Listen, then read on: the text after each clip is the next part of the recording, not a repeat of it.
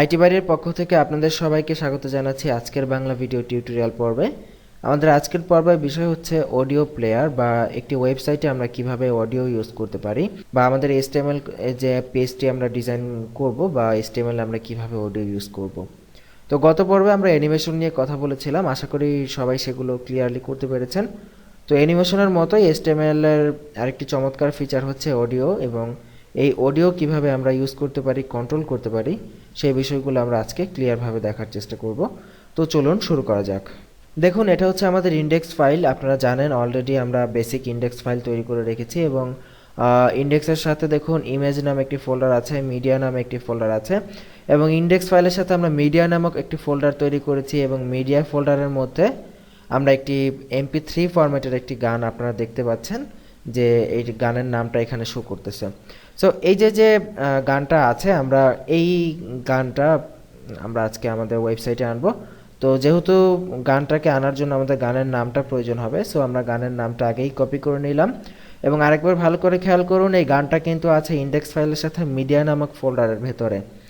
So HTML এ audio use করার জন্য যে ট্যাগটি ইউজ করতে হয় সেটি হচ্ছে অডিও ট্যাগ, এবং এটি হচ্ছে একটি ডাবল ট্যাগ, দুইটা ট্যাগ নিয়ে এটি কাজ করে। এবং অডিওর মধ্যে আমাদেরকে অডিও ফাইলটাকে কল করিয়ে দেওয়ার জন্য সোর্স নামক একটি সিঙ্গেল ট্যাগ ইউজ করতে হবে। এটা একটি সিঙ্গেল ট্যাগ, আপনি চাইলে স্ল্যাশ দিতেও পারেন, নাও দিতে পারেন।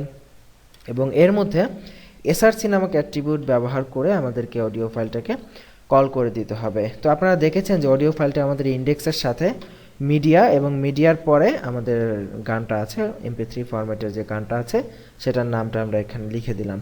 তো এখানে একটা জিনিস আপনারা খেয়াল করুন যে গানের নামে প্রতিটা ওয়ার্ডের মাঝখানে কিন্তু আমরা স্পেস ইউজ করি নাই, আমরা কিন্তু ইউজ করেছি এখানে ড্যাশ সাইন ইউজ করেছি। আপনারা চাইলে আন্ডারস্কোর ইউজ করতে পারেন।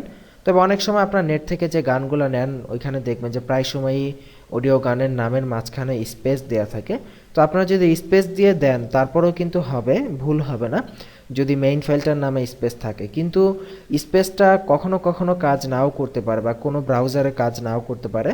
তো এই ক্ষেত্রে আমরা আপনাদেরকে রেকমেন্ড করব যে গানের নাম, তারপর ইমেজের নাম, ভিডিওর নাম, এই নামগুলোর মাঝখানে স্পেস ইউজ না করে আপনারা ড্যাশ ইউজ করবেন অথবা আন্ডারস্কোর ইউজ করবেন, সেটাই বেটার হবে। তবে আন্ডারস্কোর থেকে ড্যাশ ইউজ করাটা বেশি উত্তম।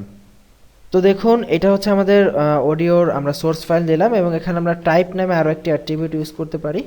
আমরা এটা কি টাইপের অডিও ইউজ করতেছি, যেটা আমরা MP3 ফরম্যাট টাইপের অডিও ইউজ করতেছি। সো এখানে যখন আমরা MP3 ইউজ করব, আপনাকে এখানে অডিও অথবা আপনাকে MPEG এই ফরম্যাটটা দিতে হবে। অথবা আপনি যদি চান এই টাইপ অ্যাট্রিবিউটটা ইউজ করবেন না, যদি আপনার মনে হয় এই অ্যাট্রিবিউটটা লাগবে না, আপনি চাইলে এই টাইপ অ্যাট্রিবিউটটা অ্যাভয়েড করতেও পারেন। HTML5-এ নো প্রবলেম, আপনি টাইপ অ্যাট্রিবিউট এখান থেকে তুলে দিতে পারেন, কোনো চেঞ্জ হবে না বা কোনো প্রবলেম হবে না। যাই হোক, এখন আমরা অডিও ট্যাগ নিয়েছি, অডিওর মধ্যে আমাদের অডিওটাকে কল করেছি। বাট এখন যদি আমরা আউটপুট দেখি, আমরা দেখতে পাবো যে আমাদের এখানে কোনো কিছুই আসে নাই। আসলে কিন্তু এসেছে, কিন্তু আমরা দেখতে পাচ্ছি না।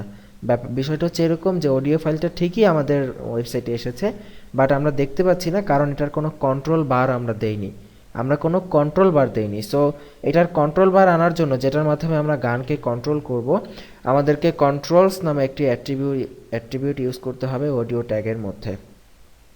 এখন যদি আমরা রিফ্রেশ করি, দেখবো আমাদের অডিওর জন্য একটি কন্ট্রোল বার চলে এসেছে, এবং এখানে আমরা ক্লিক করে গান শুনতে পারবো। দেখি এখানে ক্লিক করে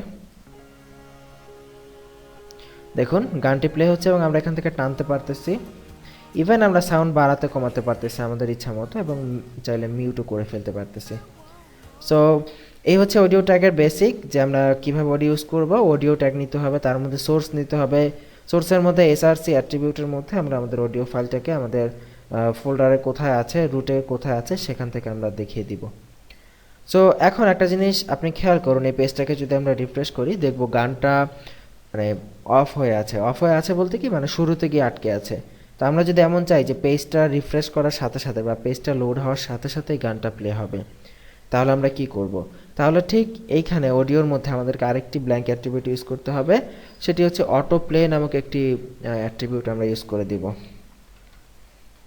অটো প্লে যদি দেই, এবার যদি আমরা রিফ্রেশ করি, দেখব অটোমেটিক্যালি গানটা চলতেছে। আমরা দেখতে পারতেছি যে গানটা অলরেডি চলতেছে। সো এটা হচ্ছে আরেকটা ফিচার। আমরা চাইলে আরও একটা ফিচার ইউজ করতে পারি, যেমন দেখুন গানটার যদি আমরা শেষ পর্যায়ে যাই, একেবারে শেষ পর্যায়ে, দেখুন শেষে গিয়ে কিন্তু গানটা শেষ হয়ে গেছে। বাট আমরা চাইলে এমন করতে পারি যে গানটা শেষে গিয়ে শেষ হবে না, গানটা শেষ হওয়ার পর পুনরায় আবার অটোমেটিক্যালি প্লে হবে। তো এটা করার জন্য আমাদের আরেকটা ব্ল্যাঙ্ক অ্যাট্রিবিউট স্পেস দিয়ে ইউজ করবো, লুপ অ্যাট্রিবিউট। এবার যদি রিফ্রেশ করি এবং এটা যদি শেষের দিকে আমরা একটু কাছাকাছি দিই, দেখুন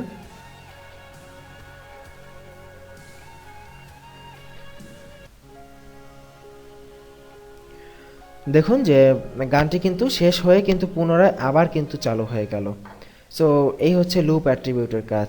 তো এখন একটি জিনিস আপনি খেয়াল করুন যে এই কন্ট্রোলটা যদি আমরা ইউজ না করি গানটা কিন্তু ঠিকই আসে, কিন্তু আমরা কিন্তু কোনো কন্ট্রোল বার দেখতে পাই না যেটা দিয়ে আমরা গান প্লে করব, পজ করব। তো আমরা যদি এমন করি যে অটো প্লে দিয়ে রাখি, অটো প্লে দিলে তো আর আমাদেরকে গানটা প্লে করতে হবে না, অটোমেটিক্যালি পেজ লোড হওয়ার সাথে সাথেই গানটা প্লে হয়ে যাবে। তো আমরা যদি এটাকে অটো প্লে দিয়ে রাখি এবং কন্ট্রোলটাকে যদি উঠিয়ে দিই, তাহলে কি হবে, গানটা পেজ লোড হওয়ার সাথে সাথে চলবে বাট কোনো কন্ট্রোল দেখা যাবে না। তার মানে মনে হবে যে গানটা আসলে অদৃশ্যভাবে চলতেছে বা ব্যাকগ্রাউন্ড থেকে আসতেছে। এবার যদি রিফ্রেশ করি আমরা দেখব যে গানটা ঠিকই চলতেছে। আমরা এখানে আইকন দেখে বুঝতে পারতেছি যে এইখানে গানটা ঠিকই চলতেছে, বাট আমরা কোনো কন্ট্রোল দেখতে পারতেছি না, অ্যাজ আমরা কন্ট্রোল এখান থেকে তুলে দিয়েছি। আমরা যদি কন্ট্রোলটাকে আবার ফিরে নিয়ে রিফ্রেশ করি দেখবো আমাদের গানটা মানে কন্ট্রোল বারটা এখানে চলে এসেছে।